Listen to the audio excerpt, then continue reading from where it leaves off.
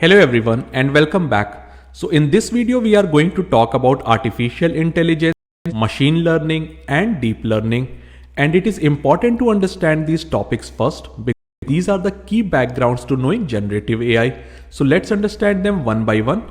First of all, what is artificial intelligence? Let's understand it. Humans are the most intelligent form of species that has ever existed on Earth. We excel in everything that we do, whether it is science or arts or sports. Human brain is the most intelligent thing on this earth. Now this is real intelligence. When we intend to replicate this intelligence into a machine, meaning we are trying to make a machine as smart, as intelligent as a human being, that is called as artificial intelligence or AI. Artificial intelligence is the development of machines that can perform tasks that typically require human intelligence. For example, you can create AI systems that can diagnose diseases from X-ray, or they can predict property prices, or they can even detect credit card frauds. All of these are things that humans have done with their typical intelligence, but we can have machines do the same, and that's what artificial intelligence or AI is, incorporating human-like intelligence into machines. Now, the question that can come into your mind is, how would machines do that? How can they become as intelligent as human beings? And that is where the concept of machine learning comes in. So, what is machine learning? Obviously, as the name suggests, you are trying to make machines learn something. You are trying to teach them something.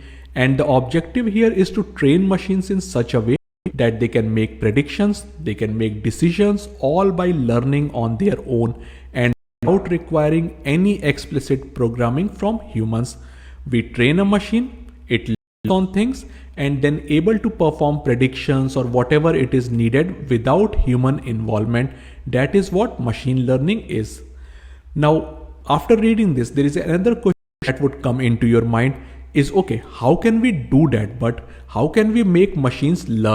So think about it, and guys, I am going to go one step at a time. We will take one level at a time and I'll tell you all of this in a very simple way, very interactive way, so that your concepts are absolutely clear. So if you think about it, right, how do we humans learn something? For example, there is a child, and how would he or she learn about, say, what is an apple?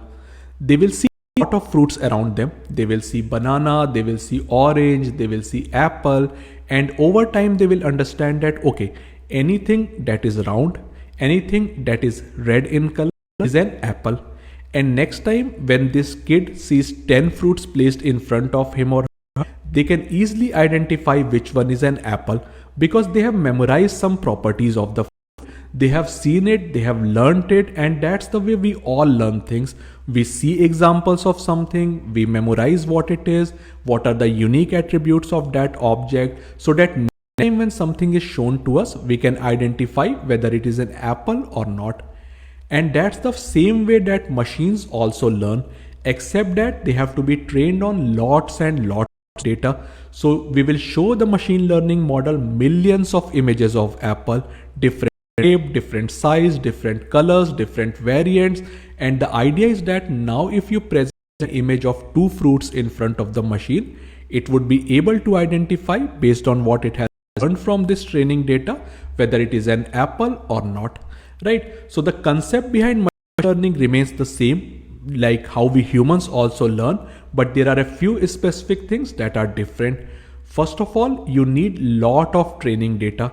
As I mentioned before, humans are intelligent. We can recognize, let's say, a cat when we see it, whether the cat is golden in color or it is black or it is white, whether it is covered in mud, whether it's a small baby or a grown up. We can do all of that easily. But to make machines do the same thing, to incorporate the same level of intelligence into them, we need lots of training data. We have to show them millions of images of cat, different colors, different variants, different size, at that level of accuracy. Then we need significant computational power because we are talking about massive amount of data to process, lot of computations to be done, of optimizations to be done. We need powerful systems. In the past days, machine learning models were kind of limited because of the computational power that was available. But now with the low cost and availability of GPUs, computing power has increased tremendously, which is why these latest models are so advanced. And finally, we need a solid algorithm behind the scene that will process all this information, that will learn from the training data, that will identify patterns, that will predict results, do all the execution work for you. So again, the idea is that you give machines tons of data, you let them analyze it, you let them identify patterns, attributes, clusters, and then you can expect that the machine is now intelligent and it can do all this work for you without requiring human intervention. That is how you make machines learn. That is how you develop their artificial intelligence. Okay, so now that we know what artificial intelligence is, what machine learning is, let's talk about one more variation of machine learning, which is deep learning. Now, as I said, deep learning is a form of machine learning only, but the logic behind it is based on the concept of neurons that we humans have. If you think about it, right, how does human body transmit information? Our body has these network of neurons which are tied to each other, and say for example when you see something from your eyes, these neurons transmit information from one to another and eventually it reaches to your brain, which analyzes the object and tells you that okay, what you are looking at is an apple or cat. So the key takeaway here is that these neurons are like multiple layers with each connected to the other, and they are processing information, they are transmitting it to the next stage. And this whole idea of having multiple stages, multiple layers, each one processing information, enhancing it, sending it to the next one, is what really makes humans intelligent. So the engineers thought that okay, that is great, this is what makes awesome. So how do we replicate it? What if we apply the same concept to machine learning? And that's where they created something called neural networks. And here also, as you can see, there are multiple computational layers. Each layer is taking the information from the previous layer, analyzing it, learning from it, enhancing it, and then passing it on to the next layer. This next layer again processes it, analyzes it, learns from it, and sends it to the next, and so on.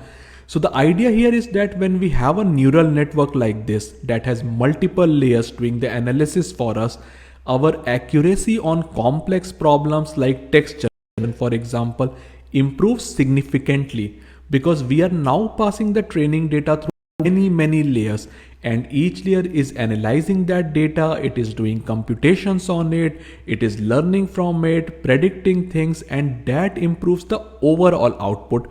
That helps you achieve much greater accuracy. And actually guys, this neural network is the model that generative tools like ChatGPT are also using, and we will see it in more detail in the modules.